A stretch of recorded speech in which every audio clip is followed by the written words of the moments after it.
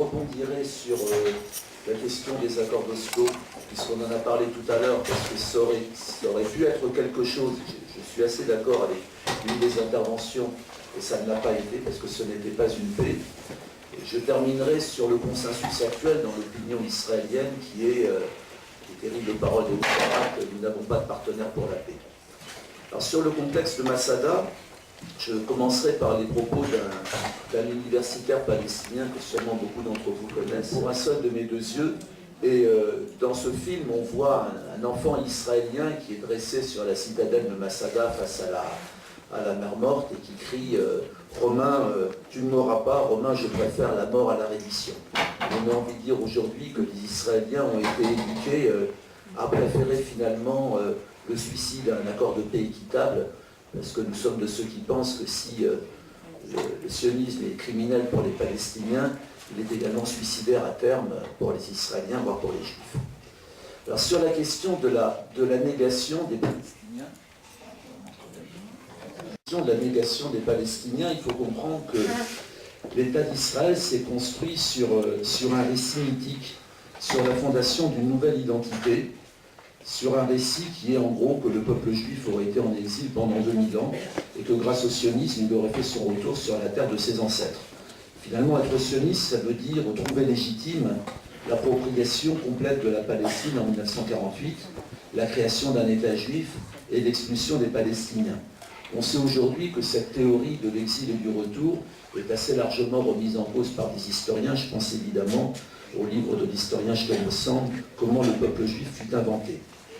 Il y a toujours dans cette identité qui façonne l'opinion publique en Israël l'idée que l'histoire des Juifs c'est une longue suite de persécutions dont Auschwitz aurait été finalement l'aboutissement et que la création de l'État d'Israël c'est une espèce de forme de rédemption. C'est d'ailleurs assez visible quand on visite le musée de Yad Vashem. Alors bien sûr les Israéliens ont une très grande sensibilité vis-à-vis de l'antisémitisme ou du génocide, mais en même temps ils ont l'impression évidemment que tous ceux qui sont contre eux sont quelque part des néo-nazis. Mais alors dans toute cette vision et de cette éducation qui est donnée en Israël, les Palestiniens n'ont aucune existence. Ils sont d'ailleurs un véritable problème pour l'historiographie israélienne.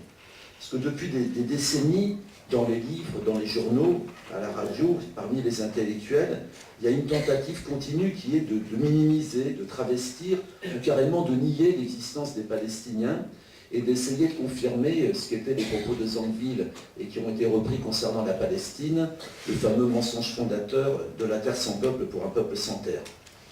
Je citerai une ancienne ministre de l'Éducation d'Ariel Sharon, Limor Livnat, qui avait écrit tout un article là-dessus, qui est un véritable tissu de mensonge historique, puisqu'elle explique que les Juifs auraient vécu sans interruption depuis des milliers d'années en Palestine. C'était aussi le discours inaugural de Shamir à la conférence de Madrid, et que les Palestiniens que les Juifs seraient majoritaires à Jérusalem depuis 1840. Dans l'historiographie israélienne, les Palestiniens ne sont pas vraiment un peuple.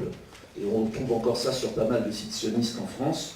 En gros, les Palestiniens, ce serait un mélange de populations diverses, amenées là par les Ottomans, et peu important numériquement.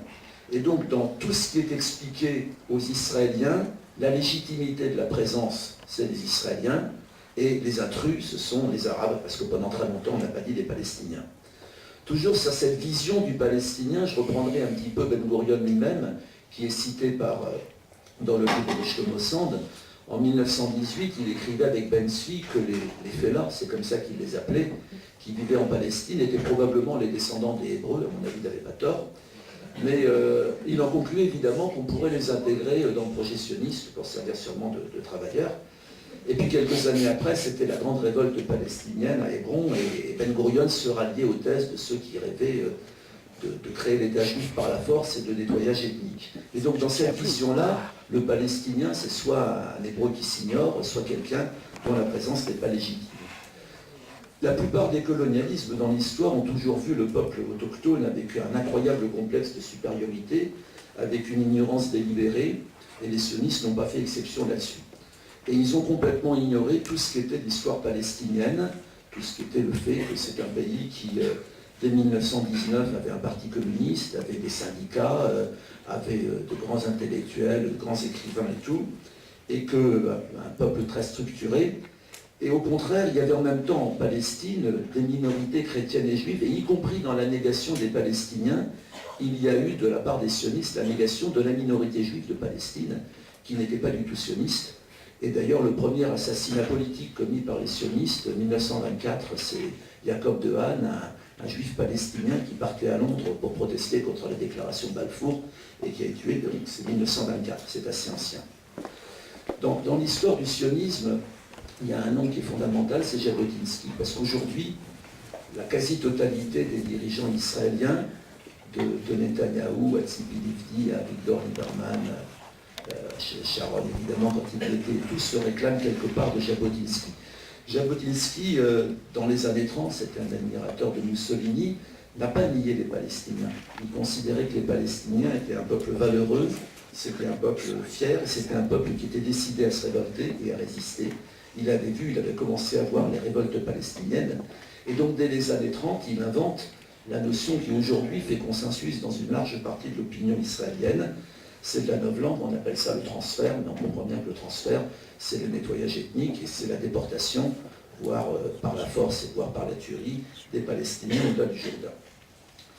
Les Israéliens ont longtemps voulu nier le caractère délibéré de l'expulsion et du nettoyage ethnique de 1948. Ce que l'opinion israélienne garde de 1948, en gros, c'est les Arabes sont partis d'eux-mêmes, c'est un autre des mensonges fondateurs. Et en gros, 1948 a été une forme d'échange de population. Et donc, du coup, dans l'État d'Israël indépendant, le mot palestinien va être absent. Il va être absent du vocabulaire pendant très longtemps.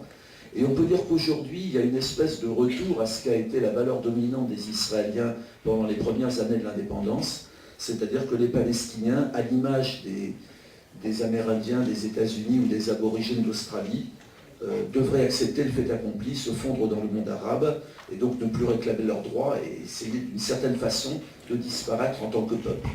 Et l'attitude, en tout cas, des dirigeants israéliens pendant très longtemps en phase avec leurs opinions publiques, là-dessus c'est très clair pour Golda Meir ou pour Menachem Begin, ça a été nous négocions, nous pouvons discuter avec des dirigeants arabes. Golda Meir c'était le roi Hussein, Menachem Begin c'est les accords avec Sadat, mais les Palestiniens n'existent pas, donc il y aura de très très longues années de contournement de la question palestinienne. On pourrait dire d'une certaine façon aujourd'hui que Netanyahou, quand il prône la guerre contre l'Iran, c'est aussi aujourd'hui un retour à cette forme d'éviter de poser la question palestinienne.